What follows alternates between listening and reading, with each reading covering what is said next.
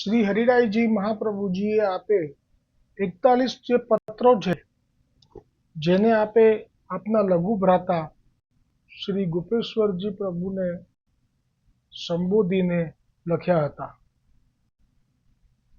તે પત્રોનો ભાવ એ આપના લઘુ ભ્રાતા ગોપેશ્વરજી પ્રભુને ઘરમાં જે લૌકિક કષ્ટ આવવાનું હતું તે નિમિત્તે જે ચિત્ત શિથિલ થઈ શકે તેવું હતું અને સાક્ષાત પ્રભુ વિઠ્ઠલનાથજી ઘરે બિરાજતા હતા, સાથે શ્રી યમુનાજી, જે બંને દર્શન સ્વરૂપના કરવા હોય તો અત્યારે નાથ દ્વારા પ્રીતમ પોલમાં બિરાજે છે. હરિરાયજીના માથે જે સ્વરૂપ હતું જેમનું પ્રાગટ્ય જ શ્રી ગુસાઈજીના પ્રાગટ્ય વખતે ગંગાજીમાંથી થયું હતું. કોઈ રામાનંદાચાર્ય વૈરાગી વિરક્ત તે પધરાવી લાવ્યો હતો, કેમ કે સ્વરૂપે જ કહ્યું હતું કે તું મને શ્રી મહાપ્રભુજી પાસે પણ લઈને પધરાવ. તે સ્વરૂપની સેવા તે વખતે ગોપેશ્વરજી પ્રભુ કરી રહ્યા હતા. તો તે વખતે આપ શ્રી હરિરાયજી જેસલમેર બિરાજતા હતા અને જો ઠાકોરજીને શ્રમ પડશે તો એ ચિંતાથી આપે આ જે વહુજી મહારાજનો લીલા પ્રવેશ થવાનો હતો તેના અગાઉથી જ આપે આ પત્રો લખવાના શરૂ કર્યા હતા. અને ખરેખર આ પત્રોમાં એટલું સામર્થ્ય છે કે જે તે વખતે આપને જે દુઃખ આવ્યું આ વાંચતાની સાથે જ આપનું ચિત્ત સ્થિર થયું અને આપ સેવામાં નાયા સમય થતા. પરંતુ આપણે પછી જ્યારે જાણ્યું કે આ તો સમસ્ત વલ્લભકુલના માટે વિજ્ઞપ્તિ સમાન છે, આમાં તેમનો પણ સમાધાન સમાયેલું છે, એટલે જ આપણે દરેકે દરેક પત્રોના શ્લોકનો શબ્દાર્થ શ્રી ગોપેશ્વરજી પ્રભુએ સ્વયં પ્રગટ્યો. એટલું જ નહીં, અને વિવેચન પણ આ પ્રગટ કર્યું છે.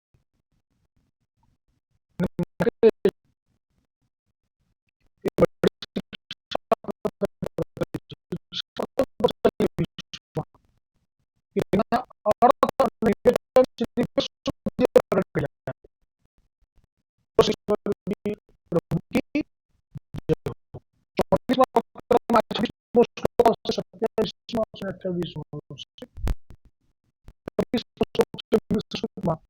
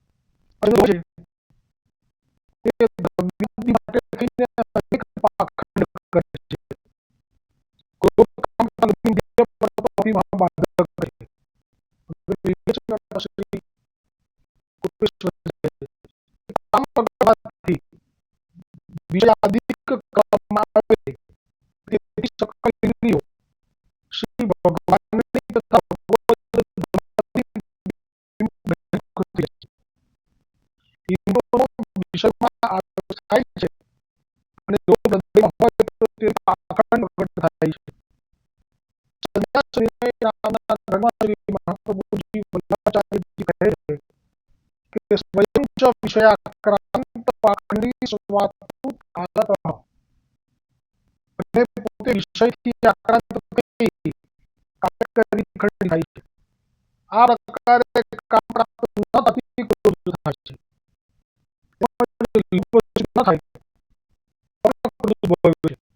ક્રોધ પછી મોહ થાય છે. અને આપણે લૌકિકમાં વિશ્વાસથી એ ચિંતાનો નાશ થઈ જાય છે. હવે 27મો અને 28મો થાય છે.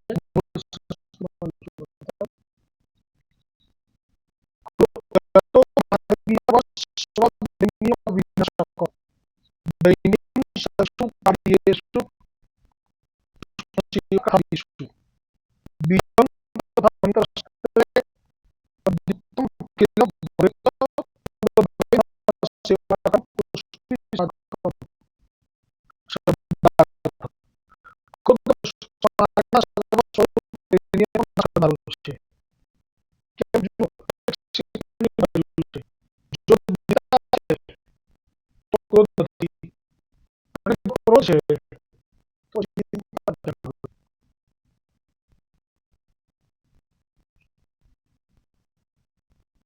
તેથી મહાબાધક છે.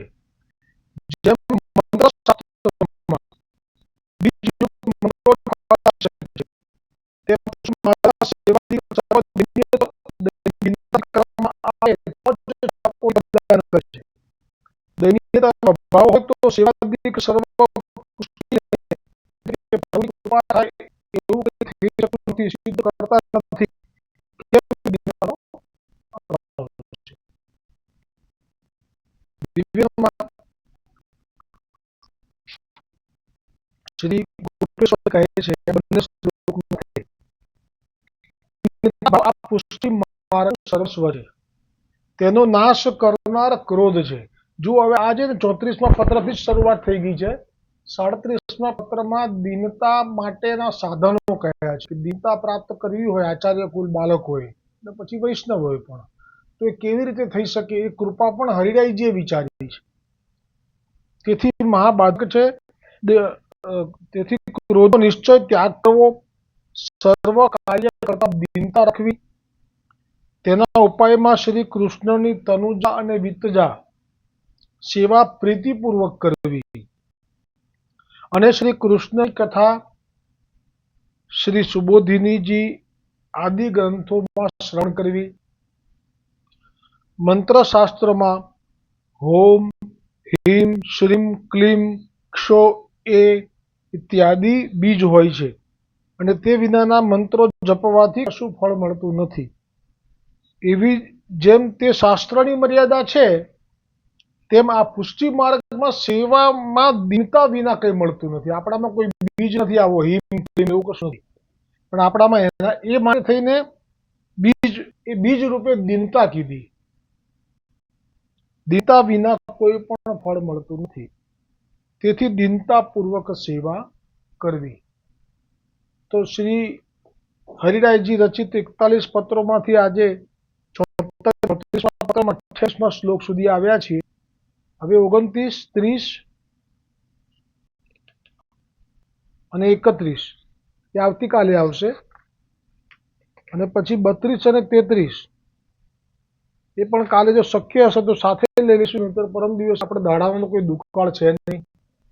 એક એક શ્લોકની અંદર એટલું ભર્યું છે હરિરાયજીએ કે આપણે એને માણવા માટે પણ ન્યાય આપવો પડે. આ કંઈ પૂરું કરવા માટે નથી, શરૂ કર્યું આપણે.